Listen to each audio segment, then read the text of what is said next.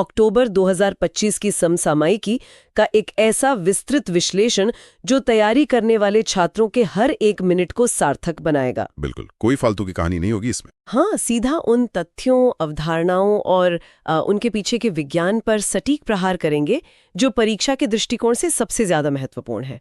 तो चलिए इस पर विस्तार से चर्चा करते हैं। सबसे पहले वैश्विक मंच की ओर चलते हैं। हाँ, अंतर्राष्ट्रीय खबरें हमेशा से क्रूशियल रही हैं। नोबेल पुरस्कार 2024 की सूची सामने आ चुकी है। अगर हम शुरुआत करें तो शांति का नोबेल वेनेजुएला की मारिया कोरिना मचाडो को मिला है। तानाशाही के खिलाफ उनके संघर्ष के लिए, है ना? जी बिल्कुल। और साहित्य का नोबेल हंगरी के लासाजेलो क्रजना-हुरकाई को उनके उपन्यासों के लिए दिया गया है। तो ये तो सीधे तथ्य हो गए, लेकिन मुझे लगता है असली पेच विज्ञान के नोबेल में है। एकदम सही पकड़ा आपने। अगर हम इसे व्यापक संदर्भ से जोड़ें, मतलब बिग पिक्चर देखें, तो विज्ञान के नोबेल पुरस्कार अब सिर्फ लैब्स तक सीमित नहीं रह गए हैं। मतलब उनका दायरा बढ़ गया है। हाँ, वे सीधे वैश्विक कूटनीति और अर्थव्यवस्था को आकार दे रहे हैं। उदाहरण के लिए इस बार भौतिकी का जो नोबेल है वो क्लार्क, डेरेट और मार्टिनीज को दिया गया है। अच्छा। इनका शोध क्वांटम टनलिंग और ऊर्जा क्वांटाइजेशन पर आधारित है। रुकिए, ये क्वांटम टनलिंग सुनकर तो ऐसा लगता है जैसे किसी विज्ञान कथा फिल्म का शब्द हो।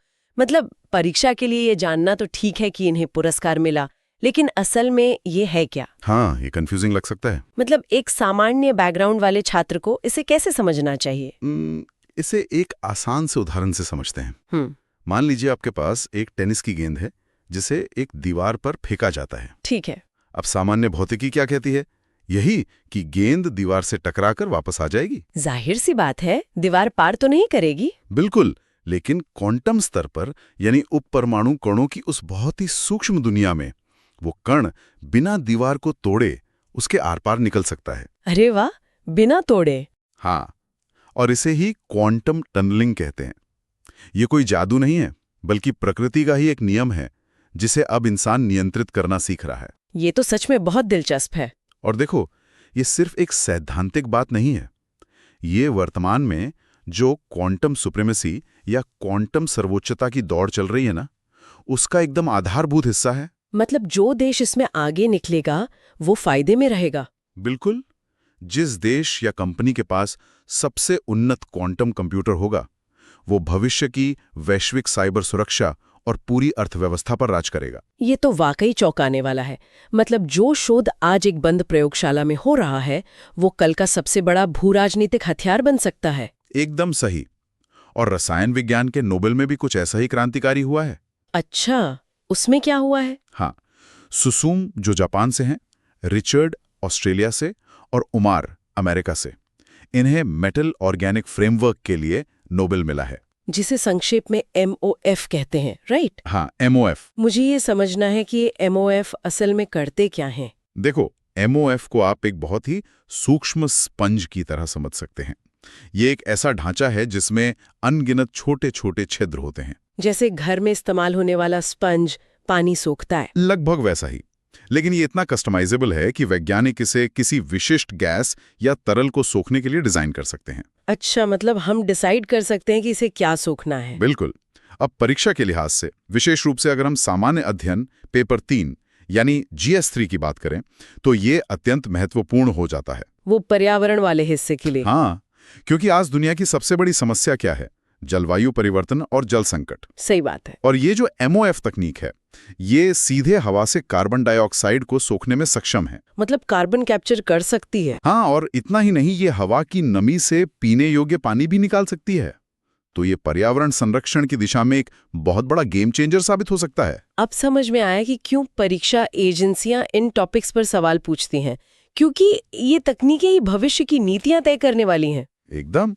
वैसे अर्थशास्त्र के नोबेल को लेकर भी एक बहुत ही रोचक स्थिति बनी है। इस बार जोएल मुकेर, फिलिप और पीटर को ये पुरस्कार मिला है। हाँ, अर्थशास्त्र का नोबेल। और ये तो हम सभी जानते हैं कि 1901 में जब बाकी नोबेल शुरू हुए थे, तब अर्थशास्त्र इसमें शामिल नहीं था।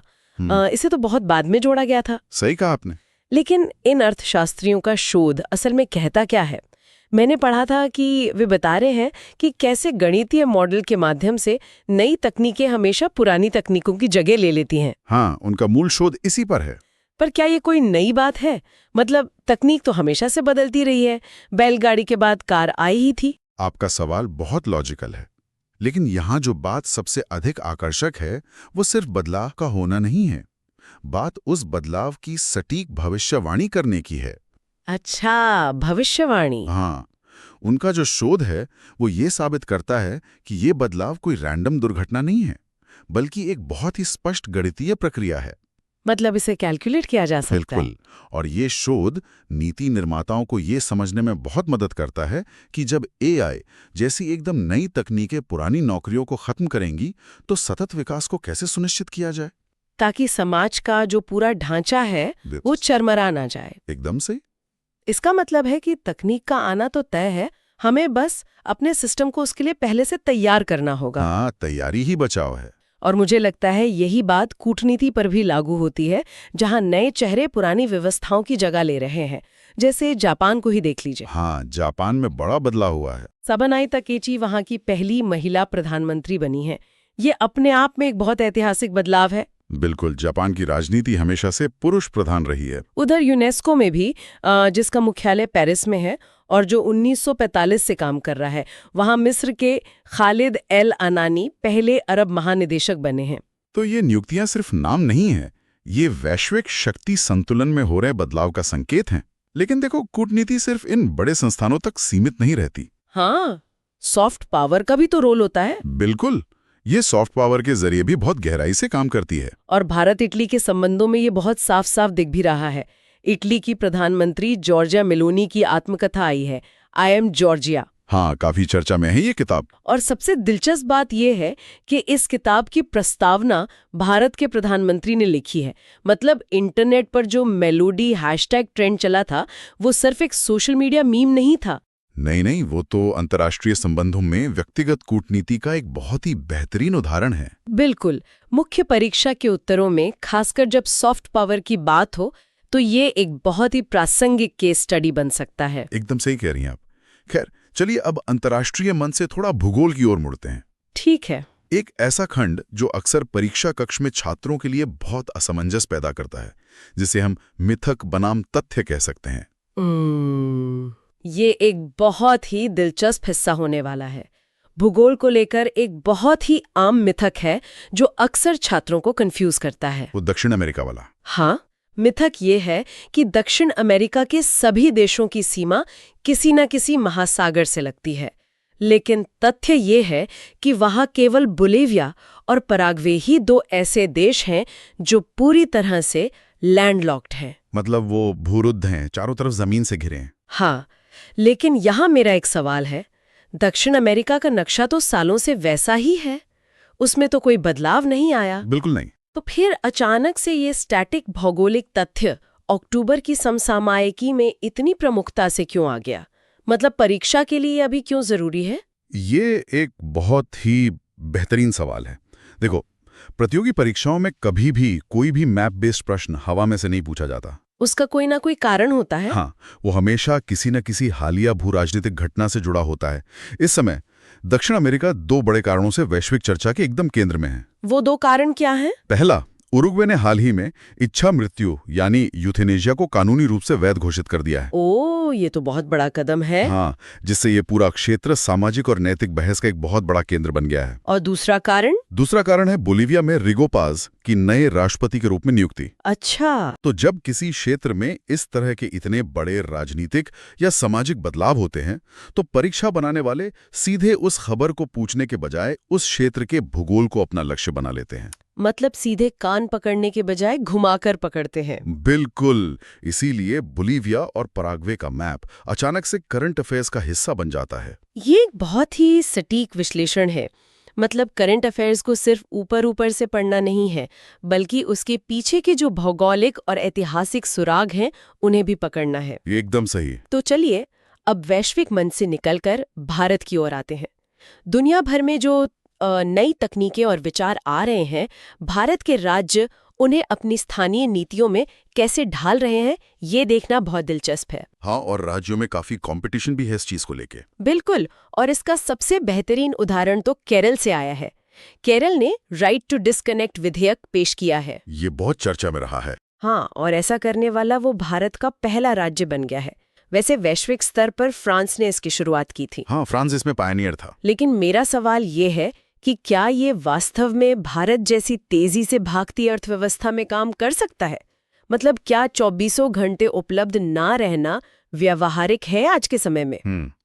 यहीं पर इस कानून की असली समझ काम आती है। देखो, ये कानून काम को पूरी तरह रोकने के बारे में नहीं है। तो फिर इसका मुख्य उद्देश्य क्या है? ये कर्मचारियों को उनके आधिकारिक कार्य समय के बाद किसी भी डिजिटल संपर्क, जैसे ऑफिस का फोन कॉल हो या ईमेल, उसका जवाब ना देने का एक कानूनी अधिकार देने के बारे में है। मतलब बॉस आपको रात में फोन करके परेशान नहीं कर सकता? बिल्कुल, बिना किसी दंडात्मक कार्रवाई के डर के आप उसे इग्नोर कर सकते हैं। मुख्य परीक्षा या निबंध के लिए ये टॉपिक एक गोल्ड माइन है। वो कैसे? पर सवाल आएगा तो केरल का ये राइट टू डिस्कनेक्ट कानून आधुनिक प्रशासन का सबसे सशक्त उदाहरण बन सकता है। ये सच में एक बहुत प्रगतिशील कदम है और सामाजिक नीतियों में एक और शानदार उपलब्धि छत्तीसगढ़ से देखने को मिली है। हाँ, वहां भी कुछ बहुत अच्छा हुआ है। वहां का जो बालोद जिला है वो भारत का पहला बाल विवाह मुक्त जिला बन गया है। ये तो बहुत बड़ी बात है। और इसे याद रखने की ट्रिक भी बहुत आसान है।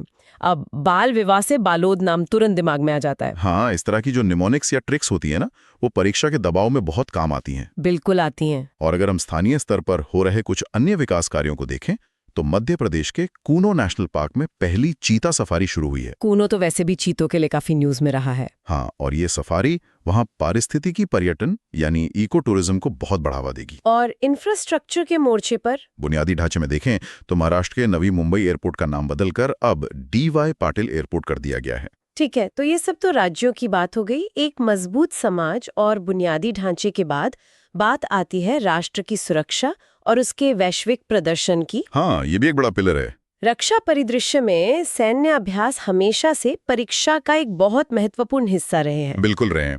लेकिन देखो, अब प्रश्न पूछने का तरीका थोड़ा बदल गया है। आप कैसे पूछते हैं? अब सिर्फ ये नहीं पूछा जाता कि किन देशों के बीच अभ्यास हुआ, बल्कि उनके आयोजन स्थल यानी वेन्यू बहुत ज्यादा पूछे जाते हैं। अच्छा, तो चलिए इस सूची को थोड़ा डिकोड करते हैं। अभ्यास ऑस्ट्रा हिंद भारत और ऑस्ट्रेलिया के बीच पश्चिमी ऑस्ट्रेलिया के पर्थ में हुआ। ठीक है। अभ्यास इंद्रा भारत और रूस के बीच राजस्थान के महाजन फील्ड में आयोजित किया गया। हाँ। और अभ्यास कोंकण भारत और यूके की नौसेनाओं के बीच भारत के पश्चिमी तट पर हुआ। लेकिन यहाँ मेरा एक बेसिक सवाल है, छात्रों को इन स्थानों को रटने की क्या जरूरत है? क्योंकि ये स्थान सिर्फ एक लोकेशन नहीं है, ये देशों की रणनीतिक प्राथमिकताओं को दर्शाते हैं। मतलब कोई हिडन मैसेज होता है? बिल्कुल। उदाहरण के लिए ऑस्ट्रेलिया के साथ पर्थ में नौसैनिक अभ्यास करना ये स्पष्ट संकेत देता है कि दोनों देश इंडो पैसिफिक क्षेत्र की सुरक्षा को लेकर कितने गंभीर हैं। अच्छा, तो ये चीन को भी एक संदेश है। हाँ, ये सिर्फ एक रूटीन अभ्यास नहीं है, बल्कि एक तरह का शक्ति प्रदर्शन है। रक्षा कूटनीति के इस पहलू को समझना वाकई जरूरी है। खैर, अब अगर हम राष्ट्र के प्रदर्शन को मापने वाले डेटा की ओर बढ़ें तो हमारे सामने एक बहुत ही दिलचस्प विरोधाभास खड़ा होता है। विरोधाभास कैसा? मैं बताती हूँ। पहले हम खेलों का डेटा देखते हैं। भारत एक उभरती हुई खेल महाशक्ति बन रहा है, इसमें कोई शक नहीं है। एथलेटिक्स में भारत ने 10वीं रैंक हासिल की है, जिसमें 6 स्वर्ण सहित कुल 22 पदक जीते हैं और इसमें ब्राजील शीर्ष पर रहा। बहुत शानदार प्रदर्शन था। इसके अलावा मलेशिया में हुए सुल्तान ऑफ जोहर कप, जो कि हॉकी का टूर्नामेंट है, उसमें भारत ने रजत पदक जीता और ऑस्ट्रेलिया को स्वर्ण मिला था शायद। हाँ, वर्ल्ड पैरा आर्चरी में भारत दूसरे स्थान पर रहा और एशियन एक्वाटिक्स में भी भारत ने 11वीं रैंक पाई। तो ये सारा डेटा दिखाता है कि खेलों में हम कितनी तेजी से आगे बढ़ रहे हैं। सही बात है, लेकिन देखो, सिक्के का दूसरा पहलू भी है। वो क्या है? जब हम अर्थव्यवस्था के आंकड़ों को देखते हैं तो इन्वेस्टमेंट रिस्क इंडेक्स में 226 देशों की सूची में भारत अभी 155वें स्थान पर है। ओह, ये तो काफी पीछे है। हाँ, जबकि स्विट्जरलैंड इसमें पहले स्थान पर है। व्यक्तिगत क्षमता में दौड़ने में तो बहुत तेज है, लेकिन जिस ट्रैक पर उसे दौड़ना है वो ट्रैक अभी भी उबड़ खाबड़ है। ये बहुत ही शानदार तुलना की आपने। खेल में प्रतिभाएं उभर रही हैं, लेकिन निवेश के मामले में ढांचागत चुनौतियां अभी भी बनी हुई हैं। बिल्कुल। अर्थव्यवस्था की भाषा में इसे संरचनात्मक विकास का चरण कहते हैं। मतलब खेल के मैदान में तो व्यक्तिगत लगन, आपकी प्रतिभा और कुछ सालों के लक्षित प्रशिक्षण से आप पदक जीत सकते हैं। हाँ, वो व्यक्ति पर निर्भर करता है। लेकिन जब बात एक पूरे देश के इन्वेस्टमेंट रिस्क को कम करने की होती है तो आपको श्रम कानूनों में सुधार, न्यायपालिका की गति, नीतिगत स्थिरता और बहुत बड़े बुनियादी ढांचे की आवश्यकता होती है, जिसमें काफी समय लगता है। हाँ, ये एक बहुत धीमी और जटिल प्रक्रिया है। तो जैसा आपने कहा, धावक तैयार है, लेकिन ट्रैक को विश्व स्तरीय बनने में अभी समय लगेगा। बहुत खूब समझाया आपने। अब अर्थशास्त्र और सुरक्षा के बाद किसी राष्ट्र की असली पहचान तो उसकी संस्कृति और कला से ही होती है। बिल्कुल, वो उसकी आत्मा है। तो चलिए इस महीने के कुछ महत्वपूर्ण पुरस्कारों और सम्मानों को भी समझ लेते हैं। महात्मा गांधी सेवा पुरस्कार 2025 इतिहासकार रामचंद्र गुहा को कर्नाटक सरकार द्वारा दिया गया है। ये एक बहुत प्रतिष्ठित सम्मान है। और विज्ञान के क्षेत्र में शस्त्र रामानुजन पुरस्कार अलेक्जेंडर स्मिथ को मिला है। ये पुरस्कार उन्हें नंबर थ्योरी या संख्या सिद्धांत के लिए दिया गया है। और यहाँ छात्रों को ये समझना बहुत जरूरी है कि ये नंबर थ्योरी सिर्फ कागजों पर होने वाला कोई अमूर्त गणित नहीं है। तो इसका प्रैक्टिकल इस्तेमाल क्या है? आज हम जो भी सुरक्षित डिजिटल लेन देन करते हैं या जो भी एन्क्रिप्शन हम इंटरनेट पर इस्तेमाल करते हैं ना, वो सब इसी नंबर थ्योरी पर आधारित है। अरे वाह, तो ये हमारे रोजमर्रा के जीवन से जुड़ा है। पर्यावरण संरक्षण में भी भारत को एक बहुत बड़ी ऐतिहासिक उपलब्धि हासिल हुई है। हाँ, डॉक्टर सोनाली घोष वाली न्यूज। बिल्कुल, doctor Sonali Ghosh IUCN Canton Miller award जीतने वाली पहली भारतीय बन गई हैं और ये सम्मान उन्होंने रोसा टेवेरा के साथ साझा किया है। पहली बार किसी भारतीय का ये जीतना इसे परीक्षा के लिए बहुत बहुत महत्वपूर्ण बना देता है। एकदम। और इसी तरह wild life photographer of the year का जो पुरस्कार है वो दक्षिण अफ्रीका के विन वार्डन हीवर को मिला है। उनकी उस तस्वीर के लिए। हाँ, उनकी तस्वीर घोस्ट टाउन विजिटर के लिए। बहुत अद्भुत तस्वीर थी वो। और देखो, संस्कृति का एक बहुत बड़ा हिस्सा हमारा सिनेमा और कला भी है। Of course. हाल ही में अहमदाबाद में फिल्म फेयर 2025 का आयोजन हुआ। हाँ, जिसमें लापता लेडीज को बेस्ट फिल्म चुना गया। बिल्कुल। और कार्तिक आर्यन, अभिषेक बच्चन, राजकुमार राव और आलिया भट्ट को उनके अभिनय के लिए सम्मानित किया गया। और लाइफ टाइम अचीवमेंट अवार्ड वो जीनत अमान और दिग्गज निर्देशक श्याम बेनेगल को मिला। बहुत सही। इसके अलावा शेरी सिंह मिसेस यूनिवर्स 2025 का खिताब जीतने वाली पहली भारतीय बनी। तो ये सभी सम्मान केवल व्यक्तियों की उपलब्धि नहीं है, बल्कि ये वैश्विक मंच पर राष्ट्र की सॉफ्ट पावर को भी बहुत बढ़ाते हैं। हाँ, देश की इमेज अच्छी होती है, लेकिन संस्कृति और अर्थव्यवस्था का आपस में भी एक गहरा संबंध है। कैसे? जो विशेष रूप से पूर्वोत्तर भारत में देखने को मिलता है, जैसे मणिपुर के उत्सव निंगोल चोकोबा और मेरा हो चुंगवा केवल कुछ सांस्कृतिक कार्यक्रम धर नहीं है। बिल्कुल नहीं। वर्तमान परिदृश्य में जब वहाँ सामाजिक ताने बाने को बनाए रखना एक बहुत बड़ी चुनौती बना हुआ है, तब ये उत्सव मेती और नागा समुदायों के बीच एकता और सामाजिक समरसता का एक बहुत बड़ा प्रतीक बनकर उभरते हैं। हाँ, ये बहुत जरूरी है। और परीक्षा में कला और संस्कृति के जो प्रश्न होते हैं वो अक्सर उन्हीं क्षेत्रों से आते हैं जो सामाजिक रूप से किसी न किसी वजह से चर्चा में रहते हैं। ये एक बहुत अच्छी टिप है छात्रों के लिए। पूर्वोत्तर से ही एक और बड़ी खबर है कोकराझार गैलीफू रेल परियोजना। ये भारत भूटान के बीच है ना? जी, 3456 करोड़ रुपए की ये रेलवे लाइन सिर्फ पटरियां बिछाने का काम नहीं है। यह असल में भारत की जो नेबरहुड फर्स्ट यानी पड़ोसी प्रथम नीति है, उसका एक जीता जागता आर्थिक स्वरूप है। बिल्कुल, कनेक्टिविटी से ही तो व्यापार बढ़ेगा। इसी तरह संस्कृति मंत्रालय द्वारा 17 अक्टूबर को अभिधम्म दिवस मनाया जाना भारत की बौद्ध कूटनीति का हिस्सा है। सही बात है। और देश की आर्थिक दिशा तय करने वाले कुछ प्रमुख संस्थानों में भी अहम बदलाव हुए हैं। कौन कौन से? जैसे फिक्की के नए अध्यक्ष आनंद गोयनका बने, ICC के अध्यक्ष के रूप में बृजभूषण अग्रवाल नियुक्त हुए हैं और एसोचैम की कमान निर्मल कुमार मिंडा ने संभाली है। ये तो बहुत बड़े उद्योग संगठन है। हाँ, ये वही संस्थाएं हैं जो सरकार के साथ मिलकर देश की उद्योग नीतियां बनाती हैं, इसलिए ये नाम याद रखना जरूरी है। भूतियों को भी याद करना आवश्यक है, जिन्होंने अपना अतुलनीय योगदान देकर दुनिया को अलविदा कह दिया। हाँ, श्रद्धांजलियां भी परीक्षा का हिस्सा होती हैं। ओडिशा के प्रसिद्ध लोक कलाकार और पद्मश्री से सम्मानित गोपीनाथ सोई तथा इसरो के प्रख्यात वैज्ञानिक और पद्म भूषण एकनाथ चिटनीस का हाल ही में निधन हो गया। उनका जो योगदान रहा है वो हमेशा हम सबको प्रेरणा देता रहेगा। निश्चित रूप से। तो इस इतने बड़े घटनाक्रम का अंतिम निष्कर्ष क्या निकलता है? मतलब परीक्षा के नजरिए से? हाँ, परीक्षा में सिर्फ अवधारणाएं ही नहीं, बल्कि जो महत्वपूर्ण तिथियां होती हैं वो भी बहुत निर्णायक होती हैं। लेकिन क्या 10-15 तारीखों को एक ही सांस में रट लेना कोई समाधान है? बिल्कुल नहीं।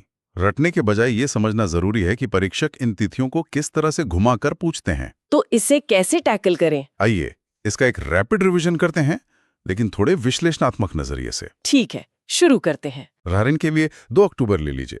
हर कोई जानता है कि ये गांधी जयंती है और लाल बहादुर शास्त्री जी की जयंती है। जिन्होंने जय जवान जय किसान का नारा दिया था। बिल्कुल, लेकिन परीक्षा में अक्सर अंतर्राष्ट्रीय अहिंसा दिवस की थीम पूछी जाती है, जो कि 2 अक्टूबर को ही होता है। इस बार की थीम क्या है?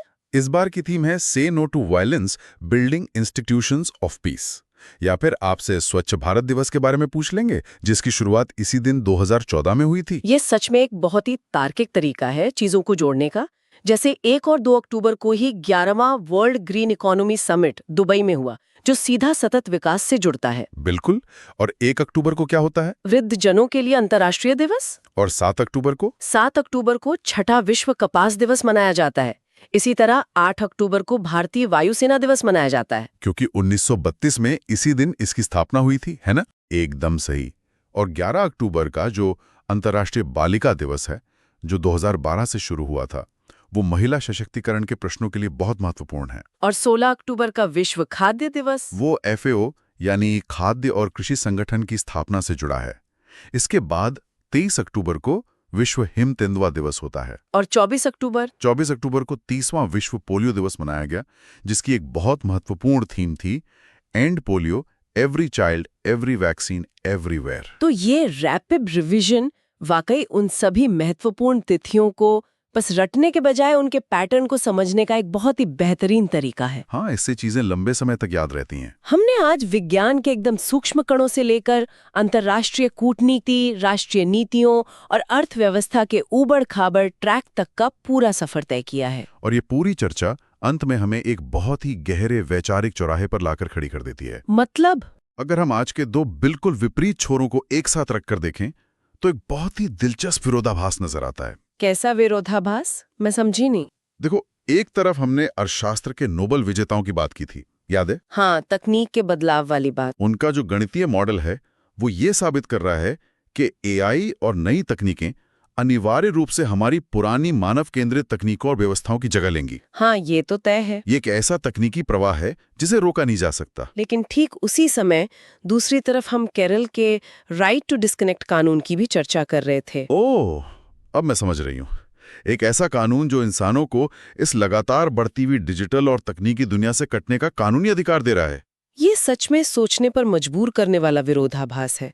मतलब एक तरफ तकनीक हमारे काम करने के तरीके को पूरी तरह से निगलने की तैयारी कर रही है, और दूसरी तरफ हम खुद को बचाने के लिए एक कानूनी ढाल ढूंढ रहे हैं। बिल्कुल। जब भविष्य में ये गणितीय मॉडल और भी ज्यादा उन्नत हो जाएंगे, जब AI जीवन के हर छोटे बड़े हिस्से को चलाएगा, तो क्या कोई सच में डिजिटल दुनिया से डिस्कनेक्ट हो पाएगा? यही सबसे बड़ा सवाल है।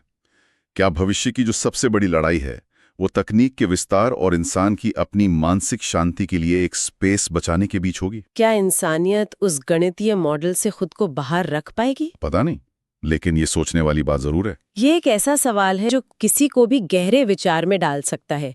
क्या तकनीक का ये असीमित विस्तार और इंसान की डिजिटल दुनिया से दूर जाने की जरूरत, मतलब ये दोनों चीजें कभी एक साथ संतुलित हो पाएंगी? इसका जवाब तो शायद आने वाला वक्त ही देगा। बिल्कुल। तो इसी विचार उत्तेजक सवाल के साथ आज की इस विस्तृत चर्चा का हम यही समापन करते हैं।